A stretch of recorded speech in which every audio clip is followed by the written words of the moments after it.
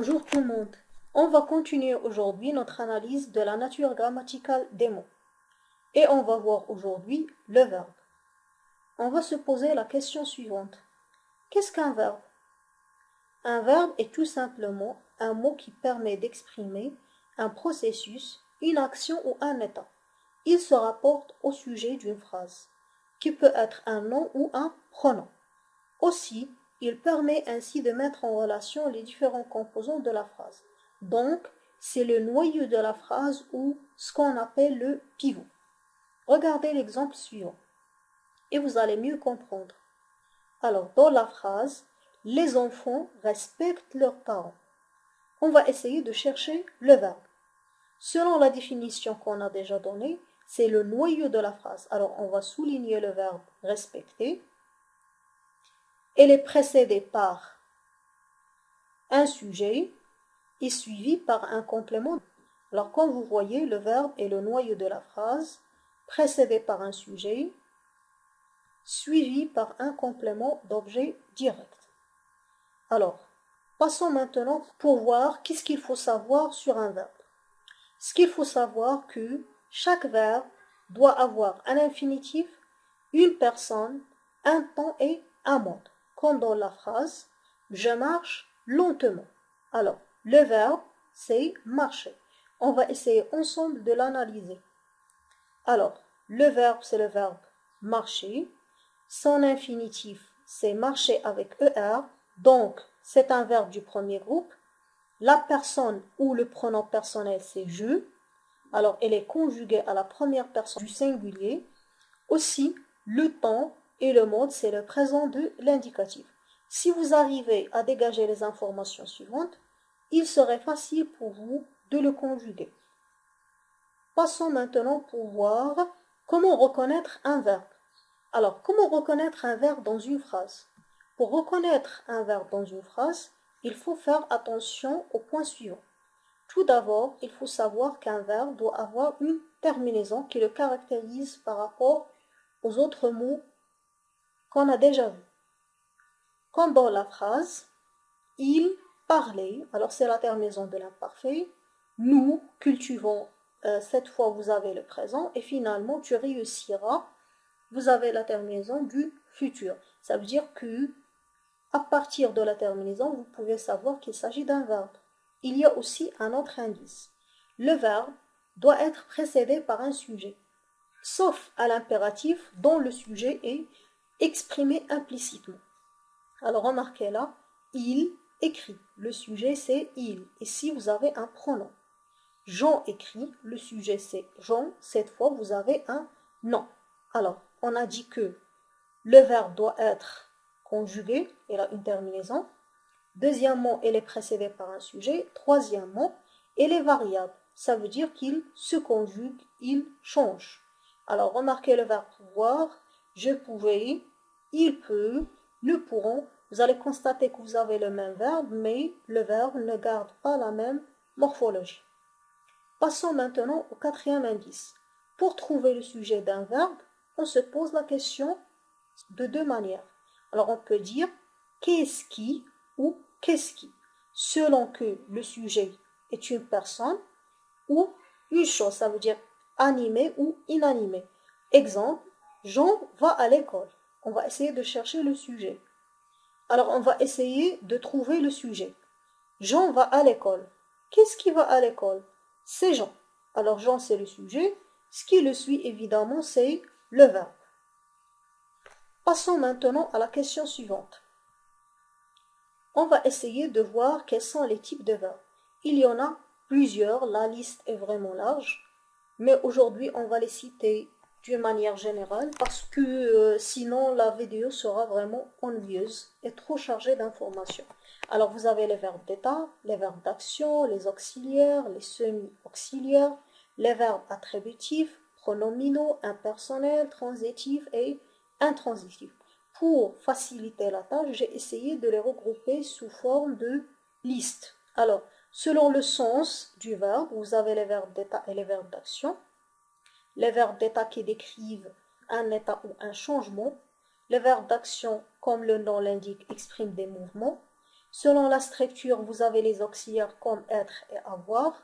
Vous avez les verbes semi-auxiliaires comme le verbe pouvoir, devoir. Pour, bien sûr, les groupes, vous avez le critère de l'infinitif. Alors, selon l'infinitif, vous avez le premier groupe, le deuxième groupe et le troisième groupe. Premier groupe qui se termine par ER, deuxième par IR, troisième, vous avez WAR, RE et ainsi de suite. Alors, selon le radical, vous avez les verbes réguliers et les verbes irréguliers. Les verbes réguliers qui ne changent pas de radical et réguliers qui ne gardent pas le même radical. Selon la structure de la phrase, vous avez les verbes transitifs qui ont un complément d'objet, intransitifs qui n'ont pas le complément d'objet, les verbes doublement transitifs, quant à eux, ils ont deux compléments d'objet, que ce soit direct ou indirect. Selon la tournure, on peut avoir des verbes pronominaux ou des verbes impersonnels. Passons maintenant pour faire un petit exercice. Dans le texte, soulignez les verbes conjugués et analysez leur typologie selon le tableau. Voilà le texte. Je vais le lire rapidement, vous allez essayer de chercher les verbes. Le facteur cherchait l'adresse dans le quartier. Il voulait donner la lettre à son destinataire à temps. Il aime son travail. Tous les habitants du village le respectent et l'estiment. Il est devenu un membre de leur communauté. On va essayer maintenant de souligner les verbes. Alors vous avez le verbe chercher, vous allez remarquer qu'elle est précédée par un sujet et elle a la terminaison de l'imparfait. On va souligner aussi le verbe voulait, vous avez le sujet qui est ici un pronom et la terminaison. Après aussi on va souligner le verbe aimer, vous avez ici la terminaison et le sujet. Bien sûr on ne va pas souligner le verbe donner parce que on va souligner seulement les verbes qui sont conjugués. Donner, elle est à l'infinitif. Passons maintenant au verbe suivant. Alors vous avez respecté, la terminaison du présent. Après vous avez estimé, aussi vous allez trouver qu'il y a la terminaison du présent. Aussi vous avez devenir qui est précédé par un sujet pronom. Maintenant on va remplir le tableau. Voilà ce qu'on va dégager. On va classer le verbe. On va donner l'infinitif et le groupe, le temps et le mode. On va dégager s'il s'agit d'un verbe transitif ou intransitif, un verbe d'état ou un verbe d'action. Et finalement, s'il est régulier ou irrégulier. Commençons par le verbe chercher. Alors chercher, l'infinitif c'est chercher avec ER, c'est le premier groupe. Évidemment, il est conjugué à l'imparfait de l'indicatif. C'est un verbe transitif parce que l'adresse ici, c'est un complément d'objet. C'est un verbe d'action parce qu'il exprime une action. Pour chercher, vous devez faire une action. C'est un verbe régulier parce que c'est un verbe du premier groupe. On va passer maintenant. Voulez. Voulez, c'est un verbe du troisième groupe parce que quand vous constatez, il se termine par voir. Il est conjugué à l'imparfait de l'indicatif. C'est un verbe transitif parce que vous avez il voulait donner la lettre. Alors vous avez ici un complément. Après, c'est un verbe irrégulier, c'est un verbe du troisième groupe.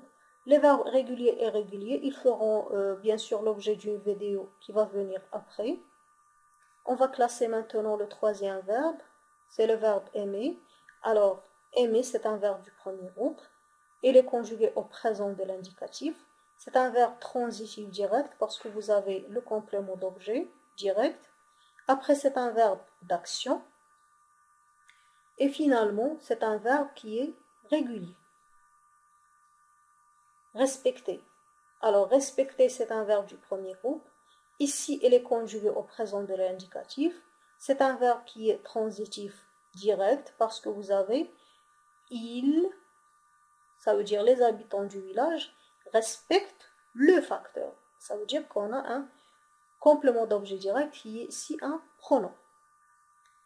C'est un verbe d'action et qui est régulier parce que c'est un verbe du premier groupe. Maintenant, on va voir le verbe estimer. C'est un verbe du premier groupe conjugué au présent de l'indicatif. Il s'agit d'un verbe qui est transitif direct parce que vous avez ici le complément L'. Il estime le facteur. On a un complément d'objet direct. C'est un verbe d'action régulier parce que c'est un verbe du premier groupe. En bref, les verbes du premier groupe sont des verbes réguliers, aussi ceux du deuxième groupe. Les verbes qui sont irréguliers sont les verbes du troisième groupe. Le dernier verbe est devenu. Devenir, c'est un verbe du troisième groupe parce qu'il est irrégulier. C'est un verbe qui est conjugué au passé composé de l'indicatif, comme vous avez constaté. Alors vous avez l'auxiliaire et le participe passé. C'est un verbe transitif direct parce qu'il est devenu quoi? Un membre. Après, c'est un verbe d'état. On va voir aussi par la suite les verbes d'état et les verbes d'action. Et c'est un verbe irrégulier parce qu'il change de radical. Voilà. Aujourd'hui, j'ai présenté le verbe d'une manière générale, mais on va voir les types d'une manière détaillée. Alors, je vous laisse pour refaire l'exercice. À la prochaine.